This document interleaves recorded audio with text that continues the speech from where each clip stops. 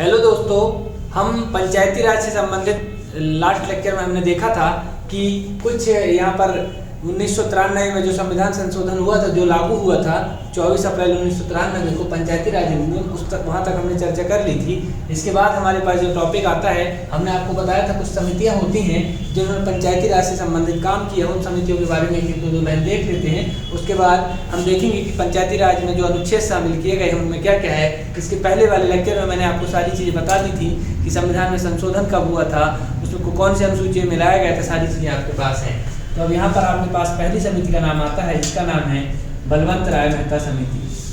बलवंत राय मेहता समिति का गठन हुआ था 1957 में। इसके बाद आपके पास दूसरी समिति आती है अशोक मेहता समिति। अशोक मेहता समिति आती है, अशोक मेहता समिति। इसका गठन हुआ था दोस्तों 1977 में, 1977 में। इसके बाद आपके पास एक समिति आती है जिसका नाम होता है GV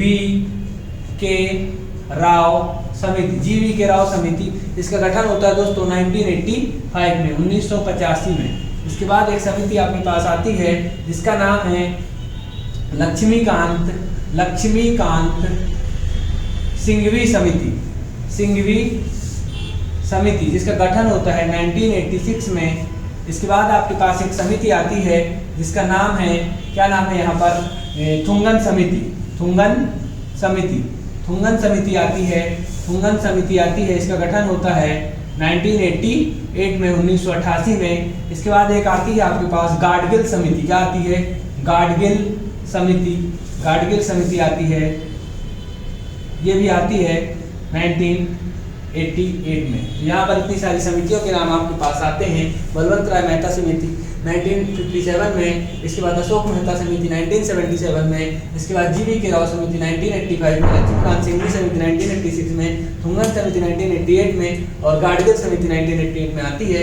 इतनी सारी समितियाँ आती हैं और ये अपनी अपनी अनुशंसाएं देती हैं। तो एक एक करके देखेंगे कौन क्या देता है। तो जैसे बलवंत राय मेहता समिति है, इन्होंने कहा था कि 3 स्तर पर पंचायतों को लागू किया जाए। यहाँ पर 3 स्तर कौन कौन से हो सकते हैं? तो बलवंत राय मेहता समिति के हिसाब से यहाँ पर अगर मैं एक समिति की बात करूं आपसे, तो बलवंत राय मेहता समिति ने क्या कहा था? बलवंत राय मेहता समिति ने कहा था कि आपके जो ग्राम पंचायत है इसमें 3 स्तर बना दिए जाए। यहाँ पर ग्राम स्तर पर तो ग्राम पंचायत, इसके बाद यहाँ पर जनपद स्तर पर या ब्लॉक स्तर पर पंचायत समिति और इसके बाद यहाँ पर जिला स्तर पर जिला परिषद बना दिया जाए। यहाँ पर ये 3 स्तर इन्होंने बताए थे, इस तरह से काम किया जाए। और बलवंत राय मेहता को ही आपको पता है कि पंचायती राज का वास्तुकार कहा जाता है, जो वर्तमान में लागू है। इसके बाद बलवंत राय मेहता समिति की अनुशंसा थी, इस तरह से इन्होंने बात कही थी। इसके बाद अगर थोड़ी थोड़ी बात इनको आपको देखनी है, इसके बाद आपके पास सेकेंड समिति आती है जिसका नाम है अशोक मेहता समिति। क्या नाम है? अशोक मेहता समिति। तो अशोक मेहता समिति आपकी आती है, अशोक मेहता समिति, ये आती है 1977 में आती है। और इस समिति का काम क्या है? इस समिति की बात आपको याद रखना है, इन्होंने द्विस्तरीय बात कही है। कैसी? द्विस्तरीय पंचायत व्यवस्था की बात कही है। इन्होंने 2 स्तर की पंचायत व्यवस्था की बात कही है, एक मंडल स्तर पर और एक जिला स्तर पर। 2 स्तर की बात इन्होंने कही है। तो ये यहाँ पर अशोक मेहता समिति का आपको नाम याद रखना। अशोक मेहता में 2 अक्षर है, तो 2 अक्षर से याद रख लीजिएगा कि द्विस्तरीय यहाँ पर नाम है। और यहाँ पर 2 शब्द हैं, ठीक है। इसकी दूसरी समिति थी। यहाँ पर तीसरी समिति आपके पास एक और आती है। तीसरी समिति का नाम आपके पास होता है कि यहाँ पर GV राव समिति आती है। इन्होंने 4 स्तर की बात कही। कितने? 4 स्तर की बात कही है। राज्य स्तर पर राज्य विकास परिषद, फिर जिला स्तर पर जिला परिषद, मंडल स्तर पर पंचायत मंडल स्तर और यहाँ पर ग्राम स्तर पर ग्राम पंचायत की बात कही है। तो 4 स्तर की बात करने वाला कौन है?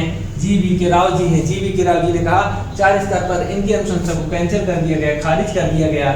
और आपको अभी पता है कि एक ही ऐसा राज्य है जहाँ पर 4 स्तर लागू है, वो है पश्चिम बंगाल। पश्चिम बंगाल में कितने 4 स्तर की पंचायत लागू है, 4 स्तर का पंचायती राज लागू है। तो यहाँ पर क्या हो गया, जीवी के राव समिति की बात हो जाती है। इसके बाद यहाँ पर क्या आता है, जीवी के राव समिति के बाद आपके पास आते हैं, कौन आते हैं, लक्ष्मीकांत सिंघवी समिति आती है। सिंघवी समिति आती है 1986 में। और ये कहते हैं कि पंचायतों को क्या कर दिया जाए, पंचायतों को कर दिया जाए संवैधानिक दर्जे की बात करते हैं, संवैधानिक दर्जा देने की बात करते हैं। और इस तरह की बात इन्होंने पहली बार रखी। तो आ जाएगा पेपर में कि सर्वप्रथम पंचायती राज को संवैधानिक दर्जा की बात किस समिति ने कही, तो आप बता देंगे कि लक्ष्मीकांत सिंघवी समिति ने यहाँ पर कही है। इसके बाद एक समिति आती है जिसका नाम क्या है आपके पास, इसका नाम है थुंगन समिति। थुंगन समिति, इन्होंने पंचायती राज को क्या कहा, पंचायती राज को कहा कि यहाँ पर इसको किस में शामिल किया जाए, संविधान में शामिल किया जाए। इनकी कहने के अनुसार 1980 ये वाली समिति का गठन होता है 1988 में थुंगन समिति का गठन होता है। और 89 में एक बार 64वां संविधान संशोधन करके ये बात लोकसभा में पारित हो जाती है कि पंचायती राज को किया जाए, संवैधानिक दर्जा दिया जाए। लेकिन राज्यसभा में पारित नहीं हो पाती, तो यहाँ पर ये कैंसिल हो जाता है। तो यहाँ पर ये समितियां हैं, यहाँ पर इन्होंने ही कहा यहाँ पर कि दल विहीन हो, यहाँ पर सिंघवी समिति ने कहा कि दल विहीन होना चाहिए, क्या पंचायती राज का चुनाव कोई दल ना हो। यहाँ पर इन्होंने ही कहा कि 5 वर्ष का कार्यकाल भी होना चाहिए। ये सब बातें कही गाडगिल समिति ने भी ये बात कही। गाडगिल समिति का नाम भी आप याद रखना, पंचायती राज से संबंधित है। तो इतनी सारी समितियां हैं जो कि पंचायती राज से संबंधित होती हैं। आप नाम एक बार और रिपीट कर सकते हैं, याद कर सकते हैं। बलवंत राय मेहता समिति 1957, और यहाँ पर अशोक मेहता समिति 1977, और यहाँ पर जीवी के राव समिति 85, लक्ष्मीकांत सिंघवी 86 और थुंगन समिति 88, गाडगिल समिति 88। तो यहाँ पर ये 5-6 समितियों के नाम आपको याद रखने होते हैं। इसके बाद मैंने आपको बताया था कि संविधान में अनुच्छेद 73वां संविधान संशोधन जब किया गया, तो अनुच्छेद 243 में 243 में यहाँ पर क्या किए गए, बहुत सारे संशोधन किए गए। और संशोधन के साथ साथ यहाँ पर 16 नए अनुच्छेद भी जोड़े गए। कितने, 16 नए अनुच्छेद जोड़े गए। अनुच्छेद 243 में फिर 243 ए से लेके ओ तक 16 नए अनुच्छेदों का प्रावधान किया गया। इन अनुच्छेदों को एक एक करके देखेंगे आप, लास्ट लेक्चर में बाकी की सारी चीजें देख सकते हैं। तो 243 में अनुच्छेद 243, कौन सा 243 में क्या है आपका, यहाँ पर इसका वर्णन है, किसका, परिभाषाओं का वर्णन है, परिभाषाएं। अर्थात पंचायती राज अधिनियम जो आपका पूरा वर्णित है, उनमें जो शब्दावली दी हुई है उनकी परिभाषा अगर कहीं पर दिक्कत जाती है, लोक सेवक से लेकर हर चीज की, यहाँ पर क्या है, परिभाषाओं का वर्णन दिया गया है कि ये परिभाषाएं कैसी होंगी, वहां पर किस किस शब्द की परिभाषा क्या है। तो अनुच्छेद 243 में उसका वर्णन किया गया है। उसके बाद अनुच्छेद आता है 243 243A। क्या आता है, 243A आता है। 243A में क्या दिया गया है दोस्तों, यहाँ पर दिया गया है ग्राम सभा की बात कही गई। किसकी बात कही गई है, ग्राम सभा। इसको याद रखने के लिए आप ए से असेंबली होता है और सभा होता है, तो आप इसको याद रख सकते हैं। 243A में क्या दिया गया है, ग्राम सभा की बात कही गई है। इसके बाद 243B में क्या कहा गया है दोस्तों, तो पंचायतों का गठन की बात कही गई है। किसकी बात कही गई है, पंचायतों का गठन कहाँ पर होता है, तो 243B के तहत होता है। अभी आप नाम सब याद रखने की, किसमें क्या दिया गया है, पंचायतों का गठन यहाँ पर दिया गया है। 243C एक अनुच्छेद आता है दोस्तों। 243 में क्या है, 243C में है संरचना, पंचायतों की जो संरचना है वो यहाँ पर दी गई है। अभी एक एक करके एक एक अनुच्छेद का वर्णन करेंगे।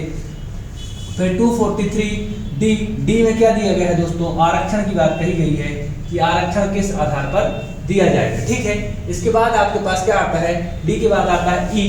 तो 243E में दोस्तों पंचायतों का कार्यकाल दिया गया है। क्या दिया गया है, कार्यकाल, ये समय अवधि दी गई है, समय अवधि दी गई है। इसके बाद आता है F 243F में सदस्यों के लिए अयोग्यता और योग्यता का निर्धारण किया गया है। इसको याद रखना है आपको। ई से आप ईयर याद रख लें, कार्यकाल याद रख लें। ई से ईयर, हालांकि YEAR होती है, पर आप ई को उसका प्रोनाउंसिएशन याद रख सकते हैं। एफ से फेलियर अर्थात अयोग्यता याद रख सकते हैं। फिर 243F के बाद ABCDEFG। जी से आपको क्या है, पंचायतों की शक्तियों का वर्णन यहाँ पर किया गया है कि शक्तियां कौन कौन सी होंगी। तो जी में ये वर्णित किया गया है 243, जी के बाद एच में कर अधिरोपित करने की शक्ति, कर या टैक्स अधिरोपित करने की शक्ति यहाँ पर दी गई है। जी के बाद एच और 243 आई है, जो आई में आपका वित्त आयोग का गठन दिया गया है। क्या दिया गया है? वित्त आयोग का गठन दिया गया है। और आई के बाद जे 243 जे में संपरीक्षाओं की जांच, पंचायत से संबंधित जो संपरीक्षाएं होंगी उनका ऑडिट करने की बात कही गई है। जांच किसकी? संपरीक्षाओं का, पंचायतों की संपरीक्षा करना है, जांच करना है। तो जे से आप जांच याद रख लेंगे, जे। इसके बाद 243 के में आपका निर्वाचन या चुनाव दिया गया है, पंचायतों का निर्वाचन या चुनाव दिया गया है 243 के में। के बाद 243 के जे के एल में संघ राज्य क्षेत्र दिए गए हैं। क्या दिए गए हैं? संघ राज्य क्षेत्रों में लागू होने के लिए, लागू होना, ठीक है। कहां पर? संघ राज्य क्षेत्र में लागू होना 243 एल के तहत। 243 एल के बाद 243 एम आएगा। एम का इस विधियों का कतिपय क्षेत्रों में लागू ना होना, कुछ क्षेत्रों में लागू ना होना। क्या होना? लागू ना होना। ये एम में है। और एन में है, एन में 243 क्या बचा? 243 एन यहां लिख देता हूं। एन में क्या है? इस विधि का निरंतर जारी रहना। क्या? निरंतर जारी रहना। और एन के बाद ओ आता है। ओ में न्यायालय के हस्तक्षेप से रोक, मतलब कोर्ट के हस्तक्षेप से रोक। तो इस तरह से ये 16 के 16 अनुच्छेद आपको याद होने चाहिए। एक बार और रिवीजन कर लेते हैं कि 243 में क्या दिया गया है? परिभाषा दी गई है। 243 ए में क्या दिया गया है? ग्राम सभा दी गई है। 243 बी में पंचायतों का गठन दिया गया है। 243 सी में संरचना दी गई है। 243 में डी में आरक्षण दिया गया है। ई में कार्यकाल, एफ में अयोग्यता, और जी में यहाँ पर शक्तियां, एच में आपको कर या टैक्स लगाने की शक्ति, आई में वित्त आयोग का गठन दिया गया है, जे में संपरीक्षाओं की जांच दी गई है, और के में निर्वाचन, एल में संघ राज्य क्षेत्रों में लागू ना होना, और एम में कतिपय विधियों का कुछ क्षेत्रों में लागू होना, ठीक है। और यहाँ पर लागू ना होना, सॉरी, कुछ क्षेत्रों में लागू ना होना, जैसे कुछ संक्रमित क्षेत्र हैं वहां पर ये विधियां लागू नहीं है। उसके बाद एन में इस विधि का निरंतर लागू रहना, और भूतपूर्व विधियों का भी लागू होना, पूर्व में निर्धारित विधियों का भी लागू होना, और ओ में न्यायालय के हस्तक्षेप से रोक। तो ये 16 अनुच्छेद हैं, आपको एक एक अनुच्छेद को अच्छे से याद रखना है, क्योंकि ये अनुच्छेद कहीं से भी डायरेक्ट प्रश्न परीक्षा में पूछा जाता है। पिछली बार 243 के पूछा था, यहाँ से कोई सा भी अनुच्छेद पूछा जा सकता है। अब यहाँ पर एक एक करके एक एक अनुच्छेद की बात करेंगे कि किसमें क्या दिया है। सबसे पहले महत्वपूर्ण होता है कि आपको ये याद हो जाए, तो याद रखने की कोई छोटी मोटी ट्रिक मैं बता देता हूँ, आप भी अपने हिसाब से रख सकते हैं। तो यहाँ पर 243 में तो परिभाषा है, इसमें कोई डाउट नहीं। अब 243 ए में असेंबली, आप ए से असेंबली आती है, और ग्राम सभा की बात आप इससे याद रख सकते हैं। बी का मतलब है गठन, 243 में क्या है? गठन। तो बी से आप बनना या बिल्ड होना या गठन की बात याद रख सकते हैं। 243 सी में संरचना है, तो किसी चीज को कंस्ट्रक्ट होना, उसकी संरचना होना 243 सी में हो गया है। 243 डी में आरक्षण की बात है, तो डी से क्या है? दबे हुए लोग हैं जिनको आरक्षण मिलना जरूरी है, तो डी से दबे हुए लोगों को आरक्षण मिल जाएगा। और यहाँ पर ई से कहा है कार्यकाल है, तो कार्यकाल को आप ई से ईयर समझ लीजिए। ई से ईयर की स्पेलिंग हालांकि भाई ई ए आर है, पर उसका प्रोनाउंसिएशन ई से होता है, तो ई से ईयर यानी कार्यकाल। एफ से फेलियर यानी अयोग्यता का निर्धारण होगा। जी से आप एनर्जी समझिए, गणेश जी समझिए, शक्तियां कौन देता है? गणेश जी देते हैं, तो जी से गणेश जी समझिए। 243 जी में शक्तियां आ जाती हैं। एच से कर या टैक्स, कर या टैक्स में क्या होता है दोस्तों कि एच से आप HTC का एक मोबाइल देख रहे होंगे, तो एच से टैक्स, HTC टैक्स या कर, ठीक है।